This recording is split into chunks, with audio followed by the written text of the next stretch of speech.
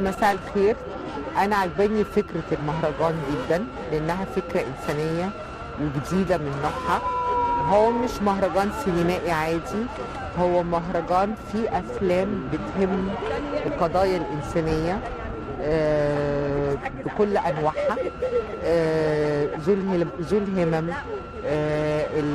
الهجرة، الفقر، الجهل.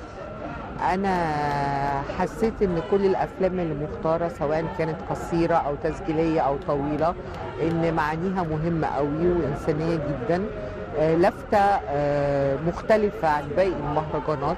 أكيد كل المهرجانات السينما بيهمها القضايا الاجتماعية والإنسانية، لكن ده متخصص زيادة، هو لسه في البداية، لكن بداية قوية جدا ودعاية كبيرة. اعتقد ان هو هيوصل لحاجه كبيره جدا، لان اللي شفناه واللي شفناه النهارده في المكان الجميل الرائع اللي احنا فيه، انا اعتقد انه زودنا حاجات كتيره قوي. زودنا سلام نفسي اكتر، زودنا محبه للغير واهتمام اكبر بذوي الهمم، لانهم فعلا عندهم قدرات خاصه جدا وربنا مديلهم حاجات كبيرة بس احنا مش حاسين بيها لان مش بنديلهم الفرصة. فلازم نديلهم الفرصة ولازم نهتم بيهم زي ما مصر النهاردة بتعمل والعالم كله.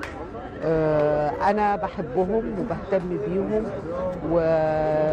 وبشجع اي فريق او اي مهرجان او اي مركز بيهتم بالناس دي، لان هم ليهم اولويه خاصه وليهم قدرات مش عندنا.